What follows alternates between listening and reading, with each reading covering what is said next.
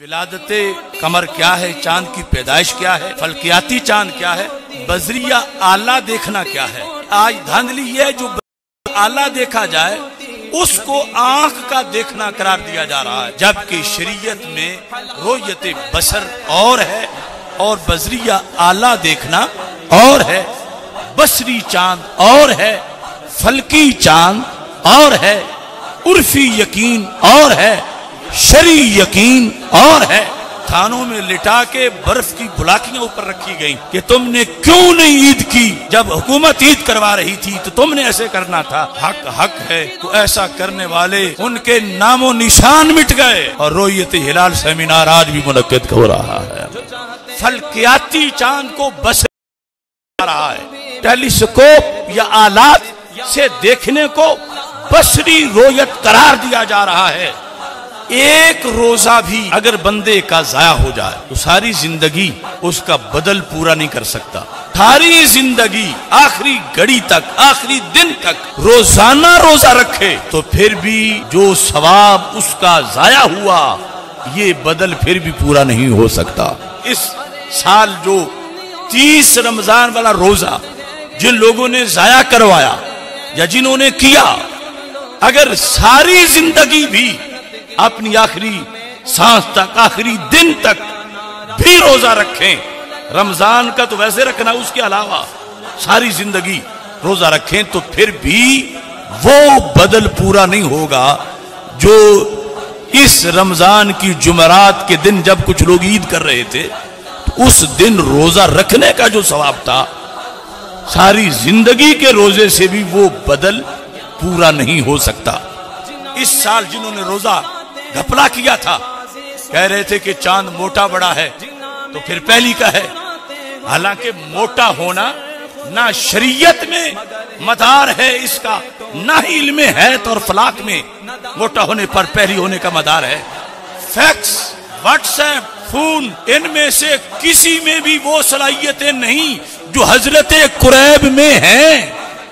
اب آپ اندازہ لگائیں کہ کہاں آج کے احمق فواد چودھری جیسے اور کہاں دین اسلام کی عظمتیں۔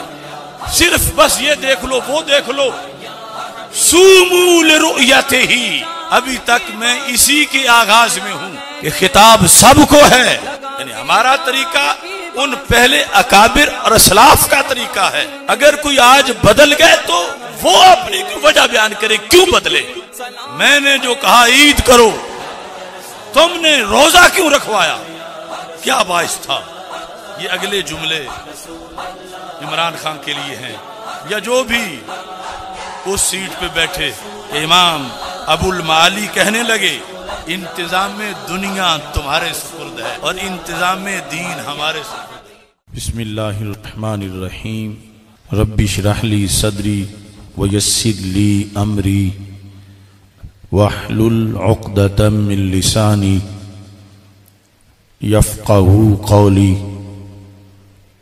رضیت باللہ ربا وبالاسلام دینا وبمحمد صلی اللہ علیہ وسلم نبیا ورسولا۔ اللہ اکبر، اللہ اکبر، اللہ اکبر، لبیک لبیک لبیک یا رسول اللہ صلی اللہ علیہ وسلم۔ الحمدللہ رب العالمین والصلاة والسلام علی خاتم النبیین سید الاولین والآخرین وعلی آلہ واصحابہ اجمعین۔ اما بعد فاعوذ باللہ من الشیطان الرجیم، بسم اللہ الرحمن الرحیم۔ یسألونک عن الأہلہ قل ہی مواقیت للناس والحج۔ صدق اللہ العظیم وصدق رسولہ النبی الکریم الامین۔ ان اللہ وملائکتہ یصلون علی النبی یا ایہا الذین آمنوا صلوا علیہ وسلموا تسلیما۔ الصلاۃ والسلام علیک یا سیدی یا رسول اللہ وعلی آلک واصحابک یا حبیب اللہ۔ نہایت توجہ کے ساتھ دربار رسالت صلی اللہ علیہ وسلم کا تصور کر کے درود و سلام کا نذرانہ پیش کیجئے۔ الصلاۃ والسلام علیک یا سیدی یا رسول اللہ وعلی آلک واصحابک یا حبیب اللہ۔ الصلاۃ والسلام علیک یا سیدی یا خاتم النبیین وعلی آلک واصحابک یا سیدی یا خاتم المعصومین۔ مولاي صل وسلم دائما ابدا على حبیبک خیر الخلق كلهم منزہ عن شریک فی محاسنہ فجوہر الحسن فیہ غیر منقاسم۔ محمد تاج رسل اللہ قاطبۃ محمد صادق الاقوال والکلم محمد ذکرہ روح لانفسنا محمد شکرہ فرد علی الامم۔ رب صل وسلم دائما ابدا علی حبیبک خیر الخلق کلہم۔ اللہ تبارک و تعالی جل جلالہ وعم نوالہ واتم برہانہ وعظم شانہ وجل ذکرہ وعز اسمہ کی حمد و ثنا اور حضور سرور کائنات مفخر موجودات زینت بزم کائنات دستگیر جہاں غم گسار زماں سید سروراں حامی بے کساں قائد المرسلین خاتم النبیین احمد مجتبی جناب محمد مصطفیٰ صلی اللہ علیہ وآلہ واصحابہ وبارک وسلم کے دربار گوہر بار میں ہدیہ درود و سلام عرض کرنے کے بعد السلام علیکم ورحمۃ اللہ وبرکاتہ۔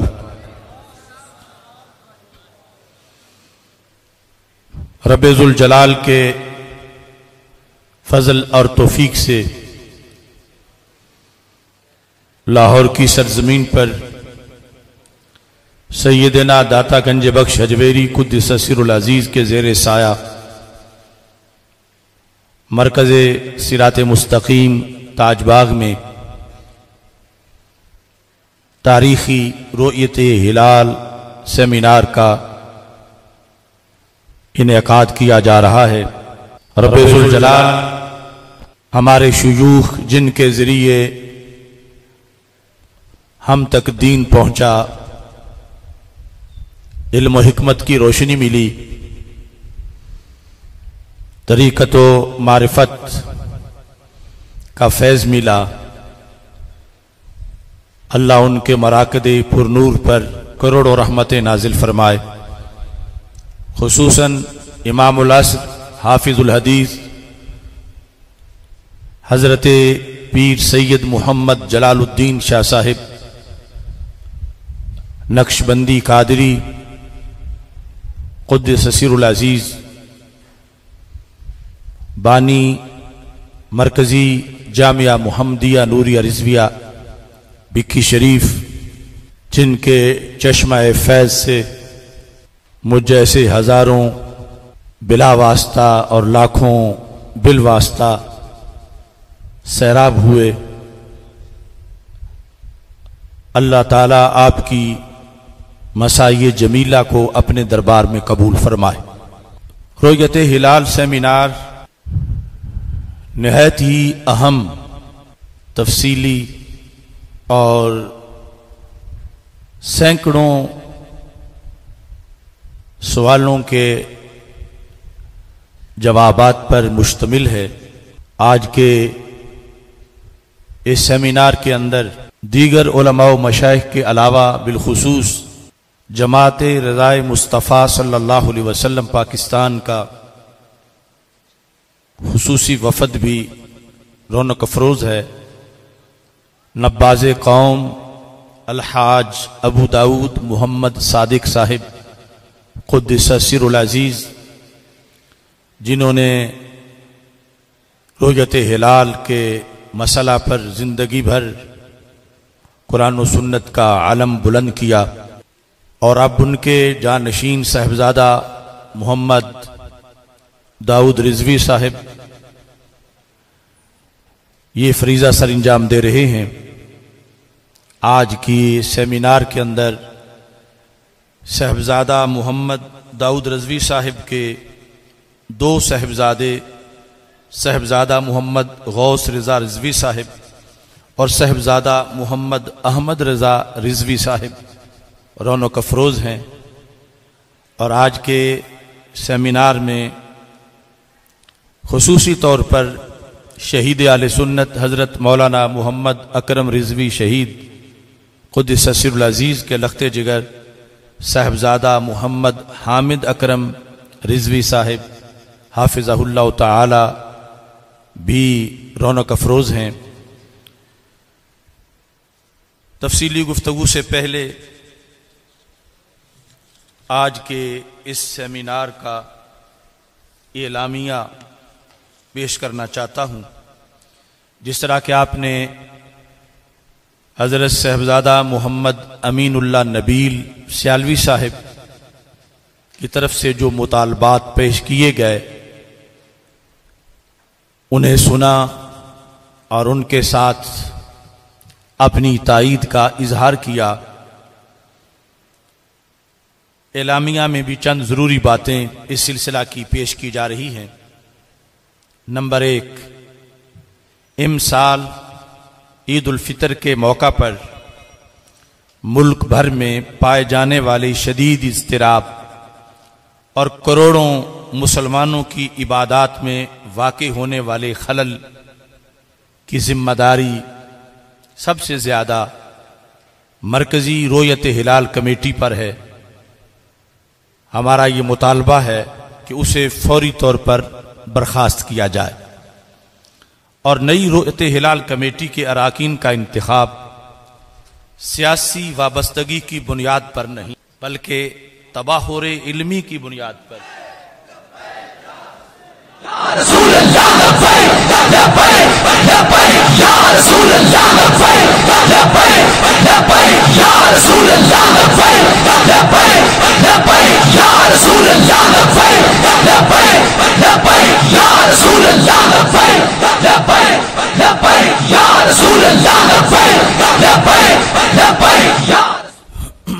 آج کی اس نشست اور تاریخی رؤیت ہلال سیمینار کی کرسی صدارت پر عظیم روحانی شخصیت کوٹلہ شریف کے سجادہ نشین، علوم اسلامیہ کی ماہر شخصیت حضرت ڈاکٹر میاں صغیر احمد مجددی صاحب حافظہ اللہ تعالی، آپ کرسی صدارت پر رونق افروز ہو چکے ہیں۔ اللہ تعالی آپ کا سایہ تادیر ہم سب پہ سلامت فرمائے۔ اعلامیہ کی پہلی شق پیش کی جا رہی ہے کہ کروڑوں مسلمانوں کی عبادت میں جس کمیٹی کی وجہ سے خلل واقع ہوا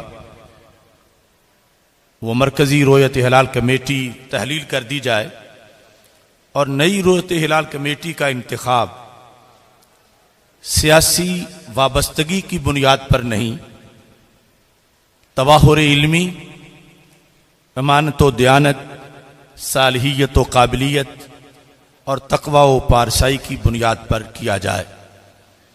نمبر 2، چاند کا اعلان کرنے کے معاملہ میں رؤیت ہلال کمیٹی کے چیئرمین اور اراکین کو حکومتی مداخلت اور دباؤ سے آزاد ماحول فراہم کیا جائے، چونکہ اس سال بھی 10 بجے کے قریب 2 فون جو رؤیت ہلال کمیٹی کے چیئرمین کو موصول ہوئے، اس کے بعد یہ مصنوعی چاند طلوع کیا گیا، اور وہ دونوں سرکاری شخصیات تھیں کہ جنہوں نے مجبور کیا یہ جو لوگ